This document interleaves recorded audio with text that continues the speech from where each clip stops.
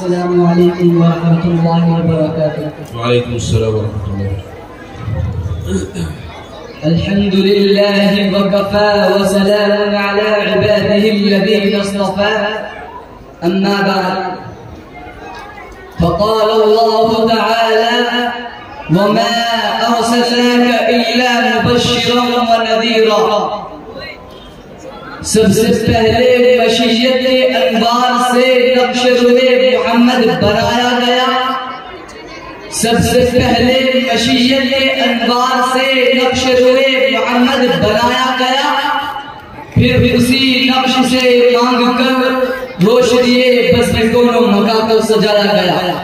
حضرات گرامی، میں اس بزم پربہار میں سیرت نبوی صلی اللہ علیہ وسلم کے متعلق کچھ عرض کرنا چاہتا ہوں، اس امید کے ساتھ کہ میری باتوں کو بغور سنا جائے.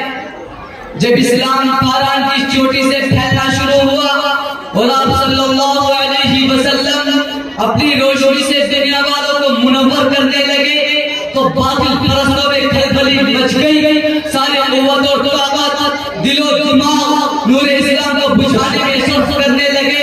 راستے میں کانٹے بچھا کر، پتھروں سے دبا کر، تبدیلی زمین پر سلا کر، آگ کے انگاروں پر لٹا کر، پھانسی کے پھندوں پر چڑھا کر، گھر بار اجاڑ کر پیارے رسول صلی اللہ علیہ وسلم کی آواز کو دبانے کی کوشش کرتے ہیں.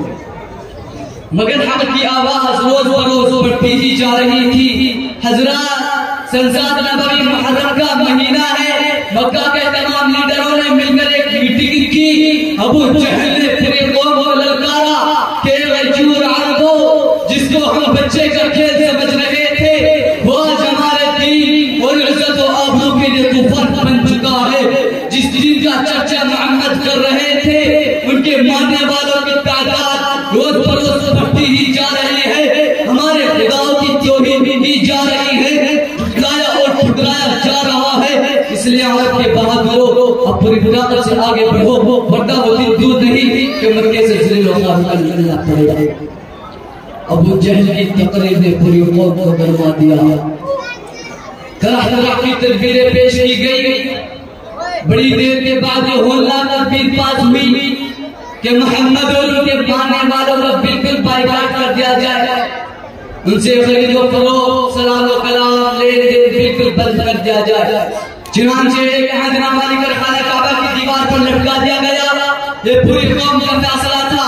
اس کے خلاف کرنے کا کسی کو اختیار نہ تھا، کسی کی مجال نہ تھی. مسلمانوں کو شہر بطالی میں بند کر دیا گیا. راستے پر پہلے بٹھا دیے گئے. مسلمانوں میں بچے، بوڑھے، جوان، عورتیں سب تھی. کھانے کے سامان دھیرے دھیرے ختم ہو گئے. درختوں کے پتے اور چھالے کھا کھا کر، کانٹے چبا چبا کر دن کاٹنے لگے. صرف ایک دن کے لیے پابندی ایام حج میں ہٹا لی گئی. مسلمان گھاٹی سے باہر آ گئے، کپڑے پھٹ گئے، آنکھیں دھس گئی، ادب لڑکھڑا رہے. حضرات گرامی، قربان جائیے مسلمانوں پر کہ جس کی زبان پر کوئی شکایت نہیں تھی. مسلمانوں کی خستہ حالت دیکھ کر کفار آیا وہاں لگا رہے تھے اور کہہ رہے تھے کہ مسلمانوں، کیوں تم اپنے آبا و اجداد کا دین چھوڑ کر حالات کو برباد ہو رہے ہو؟ تم اب بھی محمد کا ساتھ چھوڑ دو، ہم تم پر سے ساری پابندیاں لگا لیں گے. مگر مسلمانوں نے جواب دیا کہ کفار سن لو، ہم حق پا چکے ہیں، ہم دربار محمد پہ اقرار محمد کر چکے ہیں، لہذا ہم طوفان سے ٹکرا سکتے ہیں، خون کا دریا بہا سکتے ہیں، آگ کے بستر پر سو سکتے ہیں، بھوک سے درخت کے اپنا در توڑ سکتے ہیں، مگر مسلمان کی رسالت سے انکار نہیں کر سکتے. اس ابتلاء و آزمائش کے بعد پورے 3 سال مکمل ہونے والے ہیں. خوراکیں ختم ہو گئی، درختوں کے پتے اور چھالوں کو بھی ختم کر ڈالا. عورتوں کی آنکھیں دس گئی، جوان بھوک سے چڑکانے لگے. اس گھاٹی کا سب سے چھوٹا بچہ قیل اچانک آ کے کھول کر اپنی ماں سے کہتا ہے کہ ماں مجھ کو بچاؤ ورنہ میں بھوک سے مر جاؤں گا. ماں کے دو بندھن ٹوٹ گیا، وہ بے تحاشا لذت زمین پر پڑھانے لگتی ہے، سر پھٹ جاتا ہے، لوگ اسے سنبھالتے ہیں اور وہ کہتی رہتی ہے کہ مجھ کو چھوڑ دو، میں اپنے لفظ جگر سے پہلے مرنا چاہتا ہوں. دنیا والوں، ذرا سوچو کتنی سنگین گھڑی تھی، کتنا بھیانک منظر تھا، مگر رسول کی باتوں سے منہ نہ موڑا. آج ہم بھی تو اپنے رسول کی غلامی کا دعویٰ کرتے ہیں،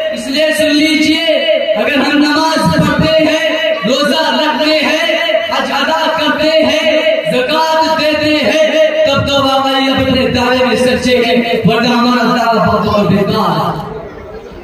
مسجد جو بنا دی شب بھر میں ایمان حرارت والوں نے, مسجد جو بنا دی شب بھر میں ایمان حرارت والوں نے, من اپنا پرانا پاپی تھا برسوں سے نمازی بن نہ سکا. بھلا بتائیے کہ ہمارے رسول صلی اللہ علیہ وسلم اور صحابہ کرام نے کتنے مصائب و آلام برداشت کیے اور ان سنگین گھڑیوں کو کیوں کر برداشت کیے؟ کیا وہ کمزور تھے؟ کیا وہ لوگ بے بس تھے؟ ہرگز نہیں, ایسا ہرگز نہیں ہے. وہ تو عرش و فرش کے, لوح و قلم کے, شجر و حجر کے, ارض و سما کے, جنوں بشر کے, حور و ملک کے, خشک کر کے رسول غالب بن کر آئے تھے. اور جو رسول بن کر آتا ہے اللہ اس کو پورا قادر بنا کر بھیجتا ہے. آپ صلی اللہ علیہ وسلم کے پاس اتنی قوت اور طاقت تھی کہ اگر آپ صرف اشارہ کرتے تھے تو پورا مکہ ہلاک و برباد ہو جاتا, پورے مکے والوں پر پتھر برس جاتا. بہن کیا کہا گئے اور ان کی والدہ کو دیکھ کر مکے میں کوڑا مچ گیا تھا. سرکار جوان صلی اللہ علیہ وسلم سجدے میں گرے ہوئے تھے. ابو طالب جو آپ کے چچا ہے آتے اور کہتے ہیں کہ بھتیجے اب برداشت کی طاقت نہیں, اب تلوار چلانے کی اجازت دو. حضور صلی اللہ علیہ وسلم نے فرمایا انشاءاللہ جناب اس گھر سے باہر نکل جائیں گے. میرے دوستو بہت خوش کرنے کے بعد یہ دین آج